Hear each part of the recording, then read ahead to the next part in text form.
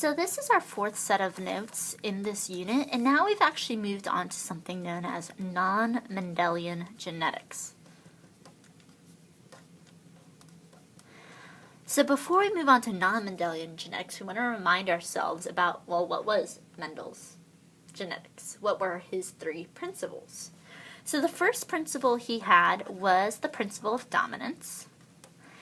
And this picture is showing you, and hopefully you understand, that in our parent group or parent generation, you had the purple flowers and the white flowers.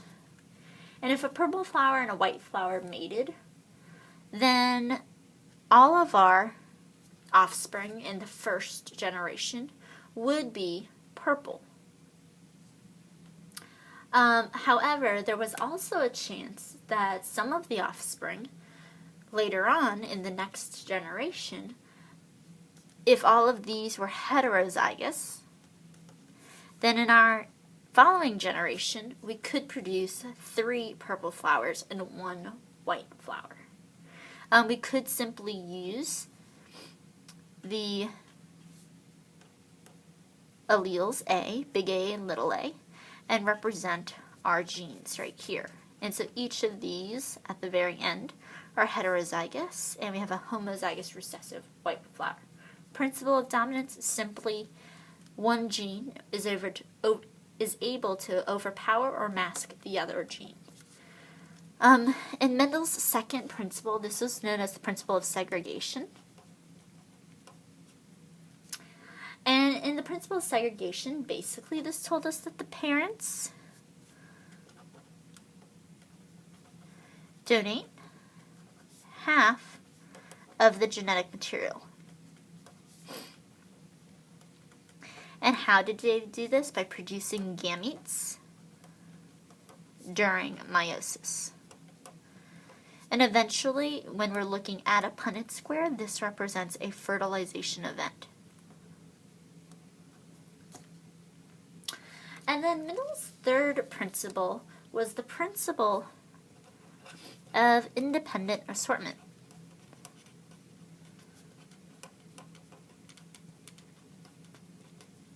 And the principle of independent assortment meant that if I had a yellow pea and a green pea, and maybe the yellow pea was round and the green pea was wrinkled, that those traits were separate of each other. We didn't have to have a green pea that was round all the time. We could have a green pea that was wrinkled. So your example here is there could be green and wrinkled peas, but there could also be green and round peas. We didn't have to have all green peas that were all wrinkled and all yellow peas that were all round. But now what we're going to see and talk about in just a second is that although these are true with basic genetic problems, these are actually going to be not true or not so true, especially these two, when we talk about some non-Mendelian traits. Some traits don't follow these patterns. Some traits are not completely dominant over another. And some traits actually are attached or on the same chromosome, so you actually have to get the two traits together. For example, a lot of you know that a lot of sex-linked traits are on the X chromosome. So part of the gender and part of the sex-linked trait do go hand in hand in some cases. But overall, most organisms' traits are not very straightforward, not as straightforward as Mendel's rules are or principles are. And so we have the idea of nature versus nurture. And nature is simply going to be your DNA and genes that you receive from your family. But then you also have the factor of your environment.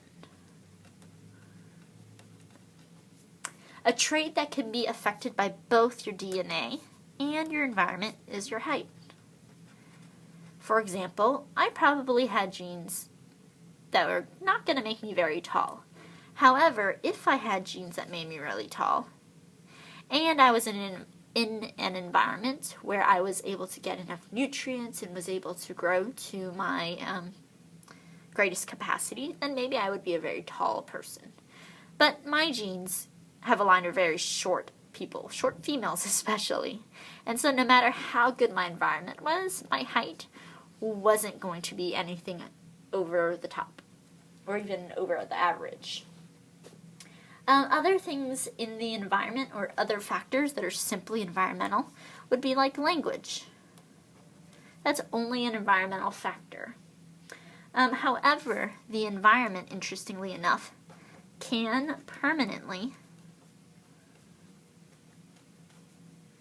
impact your genes. And sometimes, when your genes are impacted, this can be passed on to your offspring. And this study is known as epigenetics, the study of the environment and your genes.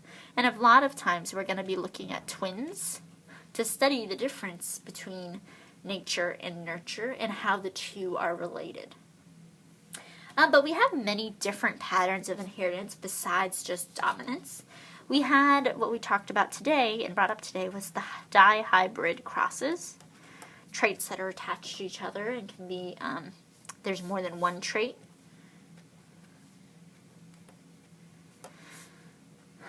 We have what's known as codominance, which we're going to discuss today. We have incomplete dominance. We have what's known as multiple alleles when we talk about blood types. We also have what's known as epistasis, pleiotropy,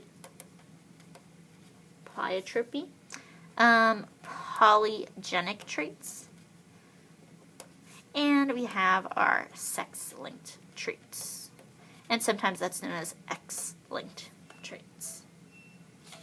So let's move on to some of those patterns. The first one we're going to talk about is incomplete dominance. And incomplete dominance in this pattern,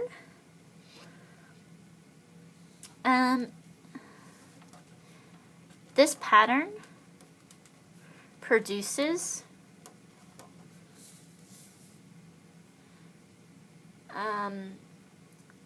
a mixture of each allele. So you actually end up getting a blending pattern. An example of this is actually with flowers. In flowers, you could have a red flower. You could have a white flower represented with an R prime. And if you had a flower that received one of each of these alleles and was heterozygous, R prime, you would get a pink flower. So the heterozygote gets the mix.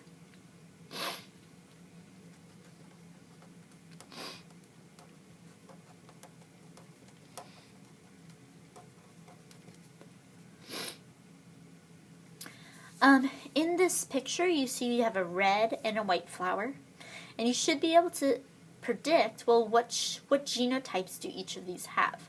To be a completely white flower, I would have to have R prime as my genotype. And what would I need to be able to produce some pink flowers? Or all pink flowers, R and R. So this is going to be my parent generation, and this is going to be my F1 generation.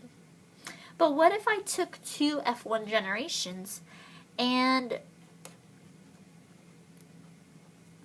mated them again? Then what would I get? Well, my F1 generation would all be heterozygous, R prime. And this would actually give me, instead of a 3-to-1 ratio like we usually saw, 3 reds and 1 white, we actually get 1 red, 2 pinks, and 1 white. So what does this Punnett square actually look like? And actually, we see this in this question here. So I want you to go ahead and fill in this Punnett square. If we have the R prime genotype, and R prime genotype, and this was a little mistake right here, so ignore that. Once you fill that in, I want you to write the ratio of the genotypes and phenotypes that you would see. And this would be your guide or your hint to that. But make sure you take a second and fill that in before you move on. In the next pattern, we have what's known as codominance. And in codominance, this pattern produces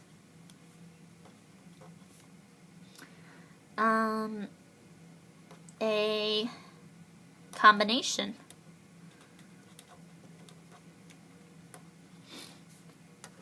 of each allele. So both alleles are equally present.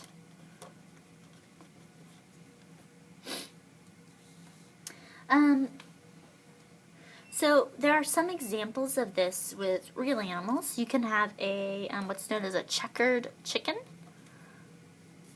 Checkered, and I did not spell that well, chicken, that has black and white feathers. And you have also what's known as a roan cow.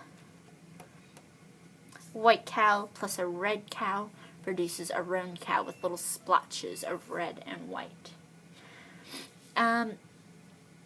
What you also want to look at here is that if I have a, let's come up with an equation for this.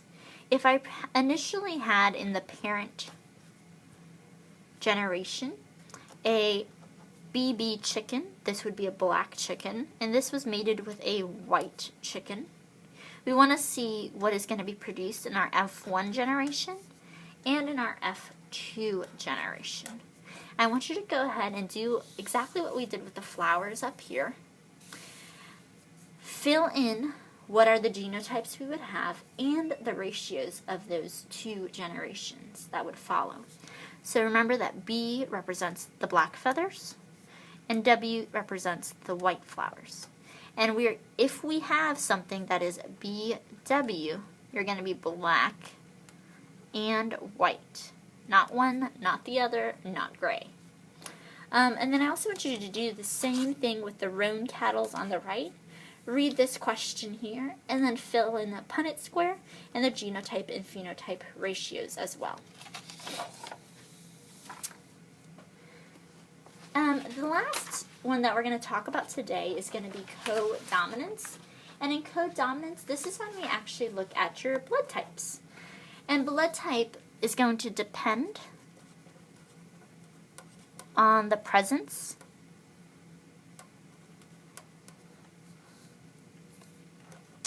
of the A or B carbohydrate on the red blood cell. So you actually have name tags on your red blood cells called antigens as well. And if you are blood type A, you have AAA name tags or antigens. Same thing, BBB for B blood type. For AB, you have a combination. And for type O, you have no antigens. If you're positive or negative blood type, positive means you have an additional tag on your red blood cells, whereas if you're negative, then you'd be completely tagless. If you're O negative, you have no tags at all. Just some information for yourselves. If you are a type O person, you are known as the universal donor, and you can give your blood to anyone. If you are a type AB person, you're known as the universal recipient, and you're able to get blood or receive blood from anyone. And there's different ways that we can note blood types, but usually we will represent them with an I.